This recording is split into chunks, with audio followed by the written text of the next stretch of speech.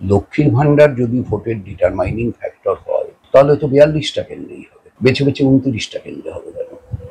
যারা এটা করেছেন তারা রাজনীতি বোঝেন না। অভিষেক ব্যানার্জির বিধানসভা নির্বাচন ক্ষেত্রে বহু বুথ আপনি পাবেন যে বুথে বিরোধীরা একটাও ভোট পায়নি। 0-0 মানে আমরা শূন্য, বিজেপি শূন্য। পৃথিবীতে কটা আশ্চর্য আছে? 7টা, সপ্তম 7টা, তারপরে কি একটা অষ্টম আবিষ্কার। এটাকে তাহলে আপনি পৃথিবীতে নবম আশ্চর্য হিসাবে ধরতে পারেন। যারা লক্ষ্মীর ভান্ডারের প্রাপক তাদেরকে এই মিথ্যেটা বোঝানোর চেষ্টা করেছে যে তৃণমূল না জিতলে লক্ষ্মীর ভান্ডার বন্ধ হয়ে যাবে। এটা মিথ্যাচার। বামেদের এই বিপর্যয়ের পর, অন্তত রেজাল্টের বিপর্যয়ের পর, ফেসবুকে একাধিক বাম কর্মীরা লক্ষ্মীর ভান্ডারের একটা ক্রিটিসাইজ করেছেন। ভাতা দিয়ে ভোট জেতা হচ্ছে বলে অনেকে মন্তব্য করেছেন। পার্টিকুলারলি এইটাকে আপনি কিভাবে দেখেন? যারা এটা করেছেন তারা রাজনীতি বোঝেন না, এই রায়ের রাজনৈতিক তাৎপর্য বোঝেননি। আচ্ছা, মালদা দক্ষিণে কি লক্ষ্মীর ভান্ডার কেউ পায় না? মালদা উত্তরে পায় না, জলপাইগুড়িতে পায় না, রায়গঞ্জে পায় না, রানাঘাটে পায় না। লক্ষ্মীর ভান্ডার যদি ভোটের ডিটারমাইনিং ফ্যাক্টর হয় তাহলে তো 42টা কেন্দ্রেই হবে, বেছে বেছে 29টা কেন্দ্রে হবে কেন? লক্ষ্মীর ভান্ডার একটা ভালো প্রকল্প এবং পৃথিবীর প্রায় সর্বত্র ওয়েলফেয়ার স্টেট তারা মানুষকে রিলিফ দেওয়ার কাজ করে। আমরা তো দাবি করেছিলাম লক্ষ্মীর ভান্ডার 1000 টাকায় কিচ্ছু হয় না, লক্ষ্মীর ভান্ডার 2500 টাকা, এবং আমরা এই দাবি থেকে সরছি না। যত দিন যাবে বাজার মূল্যের সঙ্গে সঙ্গে এই দাবিটাও বৃদ্ধি পাবে। কিন্তু একথা আদৌ সত্য নয় যে লক্ষ্মীর ভান্ডার সমস্ত প্রাপকদের ভোট তৃণমূলে নিয়ে গেছে, না, হতেই পারে না। তবে তৃণমূল কংগ্রেস যেটা করেছে সেটা হচ্ছে আইপ্যাককে দিয়ে যারা লক্ষ্মীর ভান্ডারের প্রাপক তাদেরকে এই মিথ্যেটা বোঝানোর চেষ্টা করেছে যে তৃণমূল না জিতলে লক্ষ্মীর ভান্ডার বন্ধ হয়ে যাবে। এটা মিথ্যাচার। ধরুন, আবাস যোজনা শ্রীমতী ইন্দিরা গান্ধী চালু করেছিলেন জওহরলাল নেহরুর নামে, পরে রাজীব গান্ধী, ইন্দিরা গান্ধী নিহত হওয়ার পরে ওটা ইন্দিরা আবাস যোজনা করে দেন। তারপরে 12 জন দেশের প্রধানমন্ত্রী হয়েছেন, ইন্দিরা আবাস যোজনাই ছিল, কেউ বদলাননি। নরেন্দ্র মোদী এসে ওটাকে বদলে প্রধানমন্ত্রী আবাস যোজনা করলেন। যোজনাটা তো এক থাকলো, নাম বদলানো যায়, কিন্তু কোনো প্রকল্প একবার সরকারিভাবে চালু হলে এবং সেটা লোকসভা বা বিধানসভায় অনুমোদিত হলে সেই প্রকল্প তুলে দেওয়া যায় না। আপনি দেখুন, এবছরের রেল বাজেটেও লক্ষ্মীকান্তপুর নামখানা রেলওয়ে প্রকল্পের জন্য 1000 টাকা বাজেটে বরাদ্দ করা হয়েছে। কেন? 1000 টাকায় কোনো কাজ হবে? হবে না, কিন্তু প্রকল্পটা বাঁচিয়ে রাখা হলো, প্রকল্পটাকে অফ করে দেওয়া গেল না। এটাই ইন্ডিয়ান কনস্টিটিউশন।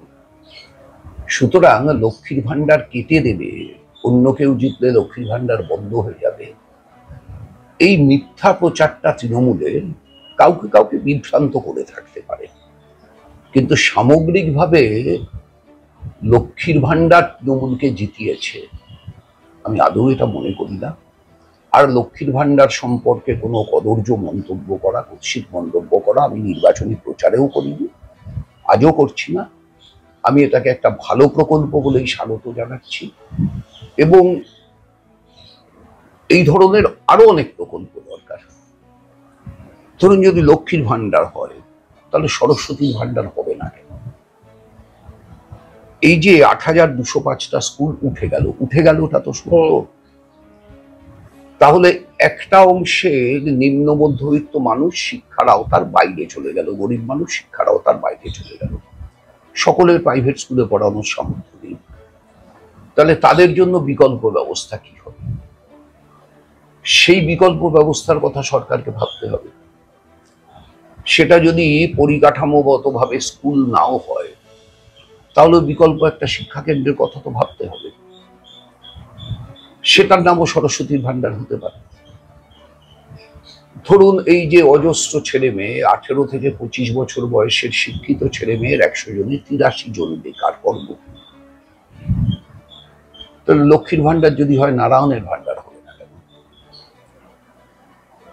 সব লক্ষ্মী তো নারায়ণ চায়, না হলে তো পুরাণ মিথ্যে হয়ে যায়। তাহলে এক্ষেত্রে একটা প্রশ্ন উঠছে যে লক্ষ্মীর ভান্ডার কি তৃণমূলের একটা রাজনৈতিক প্রজেক্ট হিসাবে এই ভোটে কাজ করলো? কেন বলছি, কারণ আপনি কি বিশ্বাস করেন একটা নির্দিষ্ট সংখ্যক মানুষ যারা একটু পিছিয়ে আছেন তাদেরকেই এই লক্ষ্মীর ভান্ডার দেওয়া উচিত, না সমাজের সমস্ত ধরনের মহিলাদের এই সুযোগ দেওয়া উচিত? বিকজ এটা মানুষের ট্যাক্সের টাকা, 1 নাম্বার। নাম্বার 2, যে রাজ্য 5 লক্ষ কোটি টাকা দিনাদায়ে ঢুকছে বলা চলে, সেখানে লক্ষ্মীর ভান্ডার মানে যাকে ইচ্ছা সবাইকে আমি দিচ্ছি, সব স্তরের মহিলাদের দিচ্ছি, সেইটাকে কোথাও যেটা রাজনীতিকরণ মনে হচ্ছে কি? 6,85,000 কোটি টাকা দিবে, 5 লক্ষ না, বেড়েছে। প্রথম কথা হচ্ছে যে অবশ্যই সরকারি সাহায্য পাবে হচ্ছে অর্থনৈতিক দিক থেকে পশ্চাৎপদ মানুষ। আমি কেন পাবো? ইভিন আমাদের সরকারের সময় যখন দ্বাদশ শ্রেণী পর্যন্ত, কলেজ পর্যন্ত ফ্রি হয়, তখন আমি পার্টির অভ্যন্তরে এই প্রশ্ন করেছিলাম যে আমি ব্যাংকে চাকরি করি, আমার স্ত্রী রেলে চাকরি করে, আমার ছেলে মেয়ে কেন টিউশন ফি দেবে না?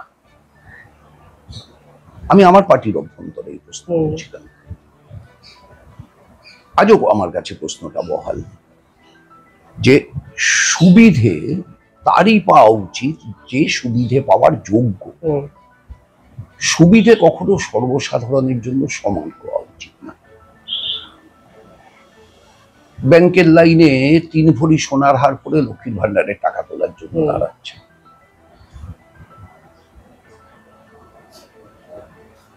ব্যাংকের লাইনে কি বলে আপনার ওই কাঁথা স্টিচের শাড়ি পরে লক্ষ্মীর ভান্ডারের লাইনে দাঁড়াচ্ছে। কেন হবে এটা?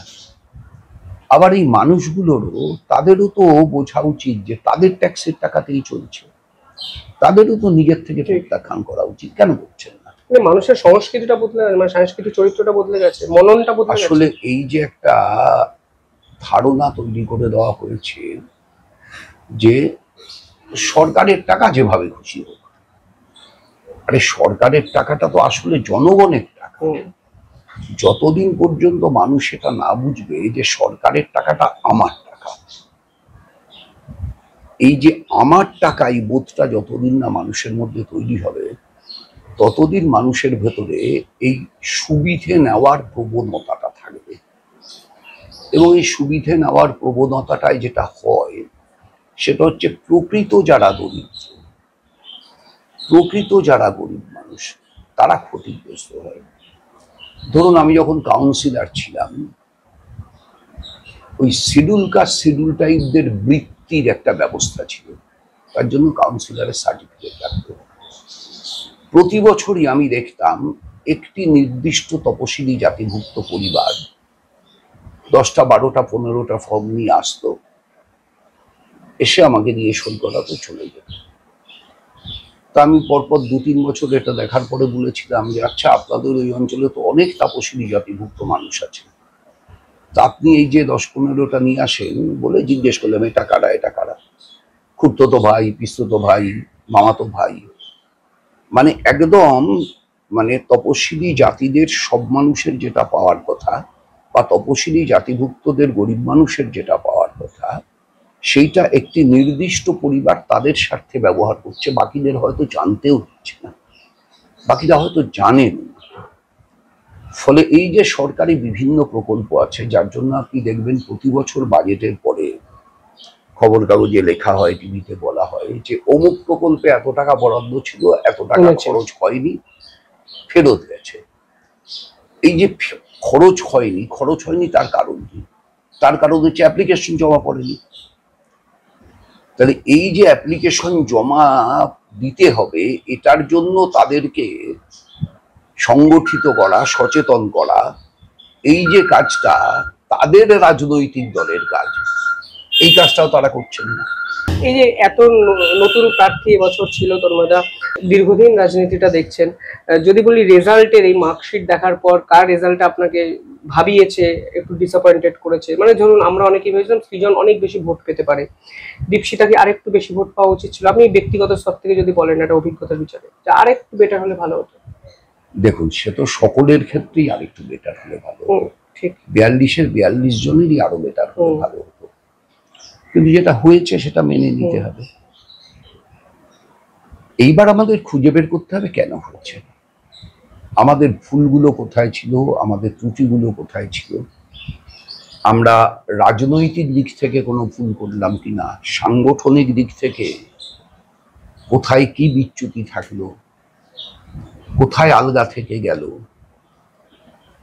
যে পদ্ধতিতে আমরা ইলেকশন পরিচালনা করলাম, এই পদ্ধতিটা আধুনিক নির্বাচন পরিচালনা করবার জন্য যথোপযুক্ত কিনা, সোশ্যাল ইঞ্জিনিয়ারিং এ আমরা বিরোধীদের কাছে হেরে গেলাম কিনা, এই সবটাই বিবেচ্য। এখন এটা নিশ্চয়ই আমাদের পার্টি তো কালেকটিভ ডিসিশনের পার্টি, পার্টিতে সর্বস্তরে আলোচনা হবে, একটা কালেকটিভ ডিসিশন হবে। সেই কালেকটিভ ডিসিশনটা বই আকারে ছেপেই দিয়ে দেওয়া হবে, আপনারাও পাবেন, যে কোনো মানুষ চাইলে পেয়ে যাবে যে আমাদের মূল্যায়নটা কি এই রায় সম্পর্কে। তারপরে আবার নতুন করে লড়াইয়ে ঝাঁপাতে হবে। আইএসএফ প্রায় 4টে অঞ্চলের থার্ড হয়েছে। এই যে থার্ড হওয়ার পিছনে নির্দিষ্ট একটা কারণ তো হয়ে গেছে, যে অধীর চৌধুরী যেটা বলেছেন যে ধর্মীয় মেরুকরণের রাজনীতিতে যারা ধর্মীয় নিরপেক্ষতার রাজনীতি করছেন তাদের পক্ষে রাজনীতিটা কঠিন হয়ে যাচ্ছে। আমি বলছি এই আইএসএফ ভাঙড়েও 70-75 হাজার ভোট পেয়ে যাওয়া, এটা কি কোথাও গিয়ে আপনি রিয়েলাইজ করেছেন যদি আইএসএফ সঙ্গে থাকতো অন্তত বারাসাতের মতো কেন্দ্রে অনেক বেশি সুবিধা হতো, ফোর্থ হতে হতো না সিপিআইএম বা ফরওয়ার্ড ব্লককে? দেখুন, আমরা চেয়েছিলাম তৃণমূল বিজেপি বিরোধী সব শক্তিকে এক জায়গায় আনতে। আমাদের চাওয়াটা আন্তরিক ছিল এবং আন্তরিকভাবে চেয়েছিলাম বলেই আমরা বারবার প্রয়াস নিয়েছিলাম। এবং আমাদের প্রার্থী তালিকা যে অত দেরিতে ঘোষণা হলো কয়েকটা সিটের ক্ষেত্রে, তার প্রধান কারণ এইটা, অপেক্ষা করেছিলাম। আমাদের প্রার্থী তালিকা তো 2 মাস আগে রেডি ছিল, মোহাম্মদ সেলিম জানিয়ে দিয়েছিল, কিন্তু আমরা আলোচনার জন্য অপেক্ষা করেছিলাম। এবং এই অপেক্ষা করার মধ্য দিয়ে আমরা যেটা চেষ্টা চালিয়ে গেছি সেটা হচ্ছে যে কতটা বেশি আমরা বিজেপি তৃণমূল বিরোধী শক্তিকে এক মঞ্চে আনতে পারি। শেষ পর্যন্ত যারা থাকবেন না বলে প্রথমেই সিদ্ধান্ত করে নিয়েছিলেন, তারাই তো অবাস্তব দাবিগুলো উত্থাপন করলেন এবং সেই অবাস্তব দাবিগুলোর ফল যা হয় তাই হয়েছে। এখন অপেক্ষা করুন, ভবিষ্যতে আরো অনেক কিছু দেখবেন। যে থাকলে ভালো হতো আপনি বলছেন, আলটিমেটলি না থাকার কারণটা কি আপনার কাছেও স্পষ্ট হয়ে যাবে। কিছুদিন অপেক্ষা করুন, বেশি দিন, খুব বেশি সময় বোধহয় লাগবে না। মুশকিল কি জানেন তো, মুশকিল হচ্ছে বন্ধুর হাতেও তামাক খাবো, শত্রুর হাতেও তামাক খাবো, আলটিমেটলি তো তামাকটা বিস্বাদই হবে। কি করা যাবে, আমি কি করব? কেউ যদি বিস্বাদ তামাক খেতে চান, আমার আপনার কি করার আছে? শেষ প্রশ্নটা করি, মুখ্যমন্ত্রী বলেছেন সিপিএম লস্ট কেস, অর্থাৎ বামেদের ভবিষ্যৎ সম্ভাবনা নিয়ে একটা বড়সড় প্রশ্নচিহ্ন উঠে গেছে এবং 2026 নিঃসন্দেহে 1.5-2 বছরের মধ্যে চলে আসবে। সিপিএম কি সত্যি লস্ট কেস হয়ে গেল তন্ময়দা? মুখ্যমন্ত্রী মনে করতেই পারেন, তিনি বিপুলভাবে জিতেছেন, তাকে অভিনন্দন। তিনি মনে করেছেন, আমি তো মুখ্যমন্ত্রীর মনে করার উপর হস্তক্ষেপ করতে পারি না। তবে মুখ্যমন্ত্রীকে আমি একটা কারণে ধন্যবাদ দেব, এতদিন ধরে টিভির আলোচনায় গেলে পরে অনিল বোসের 5,93,000 শুনতে হতো। অভিষেক ব্যানার্জি সেটা শোনার সুযোগটা বন্ধ করে দিয়েছেন। এর জন্য অভিষেক ব্যানার্জিকে আমি আরেকবার অভিনন্দন দেব, যে এই যে অনিল বোস 5,93,000, অনিল বোস 5,93,000, বছরের পর বছর ধরে শুনে আসছি, অভিষেক ব্যানার্জি সেইটা শোনাটা বন্ধ করে দিয়েছেন, এর জন্য ওনাকে ধন্যবাদ। এবং কি অদ্ভুত দেখুন, অভিষেক ব্যানার্জির বিধানসভা নির্বাচন ক্ষেত্রে বহু বুথ আপনি পাবেন যে বুথে বিরোধীরা একটাও ভোট পায়নি। শূন্য শূন্য শূন্য শূন্য শূন্য মানে আমরা শূন্য, বিজেপি শূন্য, নোটা 16, এরকম অজস্র পাবেন, একটা আধটা না। মানে এই যে পৃথিবীতে কটা আশ্চর্য আছে? 7টা, সপ্তম 7টা, তারপরে কি একটা অষ্টম আবিষ্কৃত হয়েছিল বোধ হয়। মানে এটাকে তাহলে আপনি পৃথিবীতে নবম আশ্চর্য হিসাবে ধরতে পারেন। এই যে নবম আশ্চর্য ঘটনাটা ভারতবর্ষের সংসদীয় গণতন্ত্রের ইতিহাসে ঘটল, এটার জন্য অভিষেক ব্যানার্জিকে ধন্যবাদ। কারণ আমাকে বা আমাদের কোনো প্রতিনিধিকে আর 5,93,000 শুনতে হবে না। নিঃসন্দেহে গণতন্ত্রের পক্ষে এটা মোটেই একটা সুখকর বস্তু নয়। একজন 7 লক্ষ ভোট জিতছেন, অমিত শাহ 7 লক্ষ ভোটে জিতেছেন, গুরুত্বপূর্ণ একটা তথ্য। যাই হোক, দেখতে থাকুন দ্য ইন্ডিপেন্ডেন্ট বেঙ্গল। অসংখ্য ধন্যবাদ। আপনাদের কমেন্টে জানাবেন আপনারা মনে করেন সিপিএম লস্ট কেস। প্রশ্নটা থাকলো সাধারণ মানুষের জন্য, কমেন্ট করবেন প্লিজ। ধন্যবাদ।